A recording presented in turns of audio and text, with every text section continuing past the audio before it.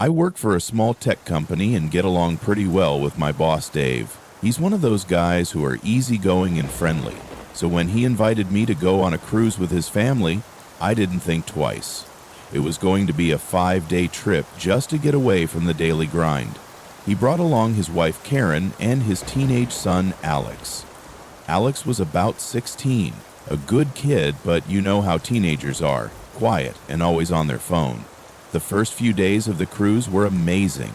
The food was great, the weather was perfect, and we had a good time exploring the different stops. There was plenty to do on board: swimming pools, game rooms, shows. Alex mostly kept to himself, hanging around the pool and meeting a few other kids his age. Everything seemed perfect. Then one night, things took a dark turn. I remember going to bed around midnight. My cabin was a couple of doors down from Dave's family suite. I was pretty tired after a long day in the sun, so I fell asleep quickly. The gentle rocking of the ship made it easy to drift off. At around 1:30 a.m., I was jolted awake by a loud knock on my door. Groggy and confused, I stumbled out of bed, wondering what was going on. When I opened the door, there was Dave, his face pale, his eyes wide with panic. "Has Alex come back to your room?" Dave asked. He asked, his voice trembling. "What? Why would he be here?" I replied, rubbing the sleep from my eyes. Dave looked at me with a mix of fear and confusion. "He never came back to our room after dinner. We thought maybe he crashed here, or with one of the other teens." Immediately, I felt a knot form in my stomach. Something was wrong. We both quickly got dressed and headed to the ship's customer service desk. Dave's wife, Karen, had already called them, but now we needed to make sure a full search was underway. They took it seriously, of course. A teenager missing on a cruise ship? That's no joke. Within minutes, they announced a search over the loudspeaker, and a team of staff started combing the decks.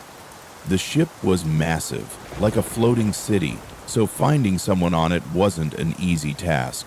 We searched everywhere: the pool deck, the restaurants, the game rooms, the theaters, but there was no sign of Alex. As the hours passed, panic set in.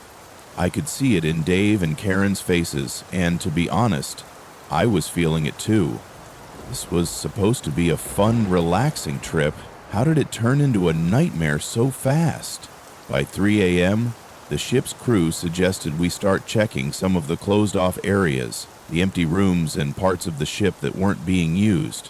It was a long shot, but at that point, we were desperate. We split into groups, each of us assigned to a different part of the ship. I ended up with one of the ship's security guards, a big guy with a stern face. We started going through the empty rooms one by one. Most of them were completely dark, the lights off, the beds made. It was eerie how quiet it was. The only sound was the hum of the ship's engines in the background. Then, just as we were about to call it quits, we opened a door and found him. Alex was sitting on the floor, his hands tied behind his back with rope, his mouth gagged with a dirty cloth. His eyes were wide with terror. For a moment, I couldn't believe what I was seeing. It was like something out of a horror movie. We rushed to untie him, and as soon as the gag was out of his mouth, he started crying. He was shaking, and his face was pale. He told me not to say anything," Alex stammered, barely able to get the words out. "He said if I told anyone, he'd kill my family." "Who?" I asked, my heart pounding. "Who did this to you?" Alex looked around nervously, as if the man might be standing right behind us, a man dressed in black. He grabbed me when I was walking back to the room. He dragged me in here and tied me up. The fear in his eyes was unmistakable. This wasn't some prank or misunderstanding. Someone had deliberately taken him and threatened him, and that someone was still on the ship. We immediately called security, and they locked down the area. They started reviewing security camera footage, trying to find any sign of the man Alex had described. Meanwhile, Dave and Karen were beside themselves with relief and terror. They couldn't believe what had just happened to their son. Then things took another unexpected twist. The next morning, after hours of reviewing footage and interviewing staff, security identified a suspect. It was someone we all knew, a guy from our company. I couldn't believe it. He was just a quiet guy from the accounting department. We'd had drinks with him the night before, and he seemed completely normal. But there he was, caught on camera, lurking around the empty parts of the ship, following Alex. When security brought him in, he didn't even try to deny it. He just sat there, staring at the ground, as they cuffed him and handed him over to the authorities at the next port. It turned out he had some sort of grudge against Dave. He thought kidnapping Alex would scare Dave and ruin him, but he didn't count on the ship's security and the cameras catching him. Even now, months after the cruise, I still think about that night. The way the ship felt so peaceful and safe, only to turn into a place of fear and danger. And that quiet guy from accounting, someone I would have never suspected, planning something so twisted I'm not sure I'll ever be able to set foot on a cruise ship again. The ocean may be vast, but nowhere is safe when you don't know what kind of monsters might be hiding in plain sight. Before we get into the next story, if you come for the first time, please make sure to subscribe to our channel and press the bell icon for upcoming scary stories. We need your support. Please share these stories with your friends and family. Thanks. I was 13 years old when my family decided to go on a trip to Antarctica. It was a big deal because we were traveling on a huge cruise ship and I had never been on one before.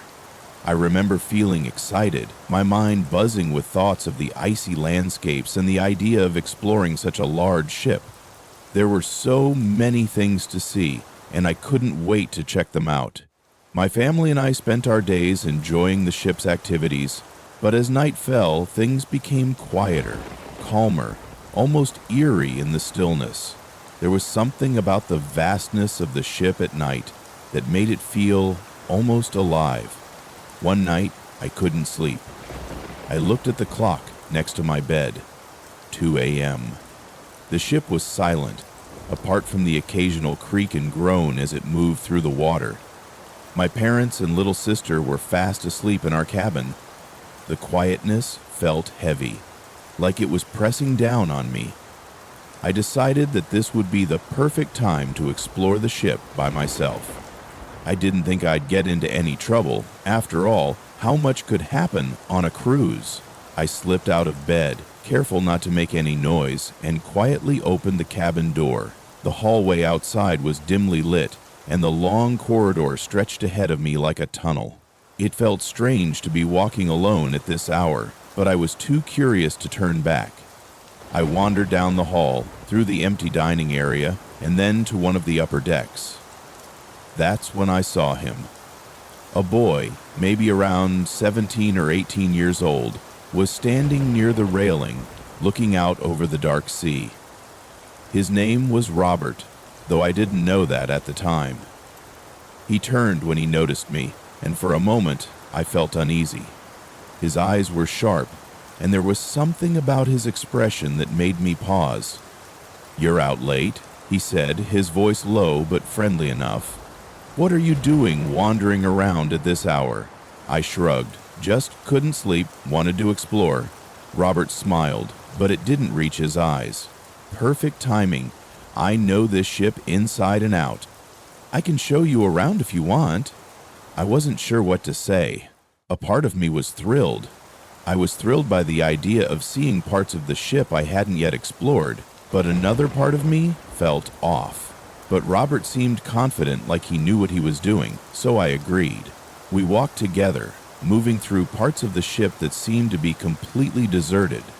As we went along, Robert started talking about himself. He told me that he had been on the cruise for weeks, traveling from one place to another. He said he knew all the secrets of the ship, the places where no one went, the best spots to hide if you didn't want to be found. At first, I thought it was cool. Who wouldn't want to know all the hidden places on a ship this big? But then his story started to get darker. He talked about sneaking into passengers' cabins when they weren't there, stealing things just for the thrill of it. He even laughed as he described taking a wallet from a man who was fast asleep by the pool. I remember feeling uncomfortable as he spoke. His grin widened as he told me about the rush he got from doing bad things, like robbing people for fun. He talked about how easy it was to get away with it on a cruise. Everyone was on vacation. No one was paying attention. "I could teach you," he said, his voice dropping to a whisper. "We could be a team. You'd never get caught." That was the moment I knew I had to get away from him. My heart was pounding and my hands were sweaty. This wasn't the kind of adventure I wanted. I just wanted to explore the ship, not get mixed up in something bad. I made some excuses about being tired and needing to get back to my cabin. Robert just nodded, still smiling, as if he knew something I didn't. I hurried back to my cabin, my footsteps quick and quiet on the carpeted floor. When I closed the door behind me, I felt a huge wave of relief. I didn't want to think about Robert or the things he'd said. I crawled back into bed, pulling the blanket up to my chin, and tried to push it all out of my mind. For the next few days, I avoided going out alone at night. I stuck close to my family and made sure I didn't run into Robert again. It was easy enough. There were hundreds of passengers on the ship, and I didn't see him during the day. Then something happened that I'll never forget. A man was caught stealing from a wealthy businessman on the ship. He had stolen a gold watch, something very valuable. I overheard some of the adults talking about it, saying that the thief had been arrested and was being held by the ship's security until we reached the next port. My heart sank when I heard them mention the thief's name. It was Robert. If I had stayed with him that night, if I had accepted his offer to team up, I might have been caught too. I couldn't believe how close I had come to getting involved in something terrible. I was lucky, so lucky that I hadn't listened to him. The rest of the trip felt different after that. The excitement I had felt at the beginning was gone, replaced by a quiet unease. I stayed with my family and made sure I was never alone again. The cruise was beautiful and the sights were incredible, but I couldn't shake the feeling that I had narrowly escaped something very dangerous. I never saw Robert again after he was arrested, and I was glad. My name is Alina, and I was traveling alone on a cruise to visit my family who live on a small island far away. It was meant to be a peaceful trip. I had been looking forward to this journey for weeks, imagining the cool ocean breeze and quiet days at sea. But something happened that I'll never forget. Something that still makes me feel uneasy whenever I think about it. It was my second night on the cruise, and I was already feeling a little unsettled. The ship was much larger than I had expected, with long, narrow hallways that seemed to stretch forever. My cabin was on the lower deck, tucked away from the busier parts of the ship. At first I liked the quiet. It gave me space to think and relax. But as the hours passed, the silence became almost too heavy. The gentle rocking of the ship and the faint hum of the engine were the only sounds. The night started normally enough. I had dinner, strolled around the deck under the stars, and then returned to my cabin to get some sleep. I wasn't feeling tired yet, so I spent some time reading before finally turning off the lights. I don't know how long I had been asleep when it happened, but I suddenly woke up. The room was dark, but the dim glow from the hallway light seeped in through the edges of the doors. Everything was quiet, and for a moment, I thought maybe I had just woken up for no reason. Then I heard it, a soft knock on my door. It was so faint that I wasn't even sure I had heard it at first. I sat up in bed, listening carefully. The knock came again, gentle but clear. I felt a cold shiver run down my spine. Who would be knocking on my door at this hour? I glanced at the clock on the small table next to my bed. It was 3 a.m. I hesitated for a moment, then slowly got out of bed and walked to the door. My hand hovered over the doorknob as I peered through the peephole. expecting to see someone outside, but there was no one. The hallway was empty, silent, except for the distant creaking of the ship. My heart began to race as I opened the door slightly, just to be sure. I looked both ways down the hall, but no one was there. I stood there for a few seconds, feeling uneasy. Maybe it was just a prank, I thought. Maybe someone had knocked on the wrong door by mistake. I closed the door, locked it, and went back to bed, trying to shake off the strange feeling that something wasn't right. This keeps happening, I said to myself. But sleep didn't come easily. I lay there in the darkness, staring up at the ceiling, listening to the soft creaks and groans of the ship. My mind kept drifting back to the knock. I couldn't stop thinking about it. And then something else happened. I was lying on my side facing the wall when I felt like someone was watching me. It was an odd feeling, one I couldn't explain. My body froze and I slowly turned my head to look around the room. That's when I saw him. There, standing in the corner of my room, was a man. Or at least, it looked like a man. He was tall and shadowy, his features hard to make out in the dim light, but I could see his eyes. They were dark and hollow, and they were staring directly at me. He didn't move, didn't say a word. He just stood there, watching me. My heart pounded in my chest, and I could barely breathe. I wanted to scream, but the sound caught in my throat. I couldn't take my eyes off him, frozen in terror. It was like my body refused to move. Finally, I gathered enough courage to leap out of bed. I didn't care about anything else. I had to get out of that room. I bolted for the door, fumbling with the lock before pulling it open and running out into the hallway. I didn't stop running until I reached the lobby, where a few of the crew staff were still awake. I was shaking, gasping for breath, and when I told them what had happened, they immediately sent security to check my room. I followed them back, staying a few steps behind, my heart still racing. When they opened the door, the room was empty. There was no one there.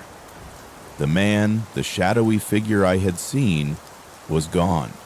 The security team tried to assure me that it was probably just a dream, or maybe I had imagined it. But I knew what I had seen. I knew that man was real. Or at least, he had been. Later that day, one of the workers on the ship approached me. He seemed hesitant at first, like he wasn't sure if he should tell me what he knew. But eventually he spoke. He told me that the room I was staying in had a history. Years ago, a man named Hendrik had died in that very room. The details of his death were unclear, but ever since then, strange things had been reported by guests who stayed in the room. Some heard knocking, others saw shadows, and a few like me had seen the man himself. As he spoke, a chill ran down my spine. It was the same room, the same corner, where I had seen that figure standing. I couldn't believe it. I couldn't stay in that room any longer, so I asked to be moved to a different cabin. For the rest of the trip, I couldn't shake the feeling that something was still watching me. When I finally reached my family's island, I felt a wave of relief wash over me. But even now, whenever I think back to that night, the memory of those hollow eyes staring at me in the darkness still sends chills through my body.